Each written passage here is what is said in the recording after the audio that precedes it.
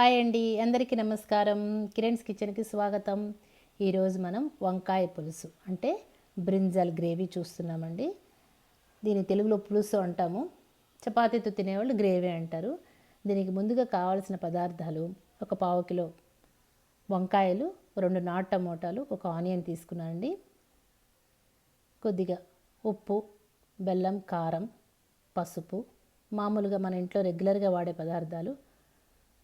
చింతపండు కొద్దిగా ఒక చిన్న ఉసిరికాయంత తీసుకొని నానబెట్టి పెట్టుకోవాలండి.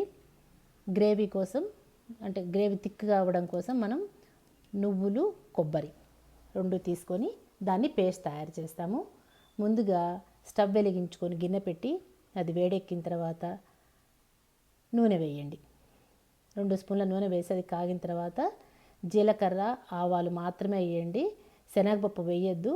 నేను బై మిస్టేక్ వేసాను. శనగపప్పు వల్ల ఫ్లేవర్ మారిపోతుందండి, వేయొద్దు శనగపప్పు.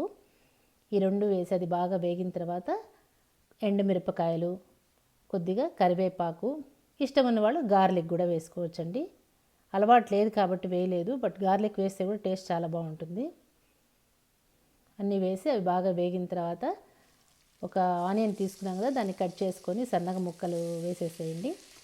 దాంతోపాటే టమాటాలు కూడా సన్నగా ముక్కలు తరిగి వేసేసి మూత పెట్టి 2 నిమిషాలు ఉడకనివ్వండి. అది బాగా ఉడికిన తర్వాత ఈ లోపల మన వంకాయలు 250 గ్రామ్స్ తీసుకున్నాం కదా, అవి బాగా సన్నగా తరిగి వేసేసి ఉప్పు వేసి ఇమ్మీడియట్గా, లేదంటే టేస్ట్ మారిపోతుందండి, ఇమ్మీడియట్గా ఉప్పు వేసేసి బాగా కలిపేసేసి మీడియంలో పెట్టి ఉడకనివ్వండి. ఈ లోపుగా మనము నువ్వులు, కొబ్బరి ఇంట్లో ఉంటే కొద్దిగా వేరుశనగపప్పు కూడా వేసుకోవచ్చండి. వేయించిన వేరుశనగపప్పు కూడా వేసి 3 కలిపి బాగా మెత్తటి పేస్ట్ చేసి రెడీగా పెట్టుకోండి. కొద్దిగా వంకాయలు ఉడకంగానే ఆ పేస్ట్ దాంట్లో వేసి కొద్దిగా వాటర్ యాడ్ చేసి ఉడకనివ్వండి. లేదంటే ఉత్త పేస్ట్తో మాడిపోతుంది కదా, అందుకని కొద్దిగా వాటర్ యాడ్ చేసి ఉడకనివ్వండి. అది అలా బాగా కలిపేసుకొని 1 నిమిషం పాటు ఉడకనిద్దాం. కొత్తగా మన ఛానల్ ఎవరన్నా చూస్తుంటే సబ్స్క్రైబ్ చేసుకోండి. పక్కనే ఉన్న బెల్ ఐకాన్ టచ్ చేస్తే నేను ఇలా వీడియో పెట్టగానే మీకు నోటిఫికేషన్స్ వస్తాయండి. అవి కొద్దిగా ఉడకంగానే మనం నానపెట్టుకున్న చింతపండు ఉంది కదా, జ్యూస్ వేసి బాగా కలిపెట్టి ఒక 1/2 స్పూన్ పసుపు, 1 స్పూన్ కారం, 1 స్పూను బెల్లం వేసి బాగా కలిపెట్టండి. కొబ్బరి, నువ్వులు కలిపి పేస్ట్ చేసుకున్నాం కదా, అప్పుడు పచ్చిమిరపకాయలు అంటే గ్రీన్ చిల్లీ వేసుకొని పేస్ట్ చేసి వేసుకుంటే మన గ్రేవీ వచ్చేసి వైట్ కలర్లో ఉంటుంది. అది మీ ఇష్టం, మీకు ఎలా కావాలంటే అలా వేసుకోవచ్చు. అన్నీ వేసిన తర్వాత 1 స్పూన్ బెల్లం కూడా వేయండి.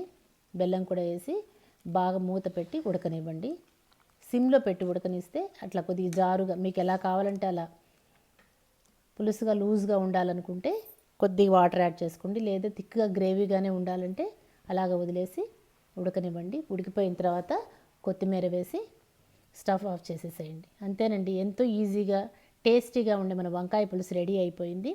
అందరూ తయారు చేసుకొని నా కమెంట్ బాక్స్లో కామెంట్ చేయండి. Thank you.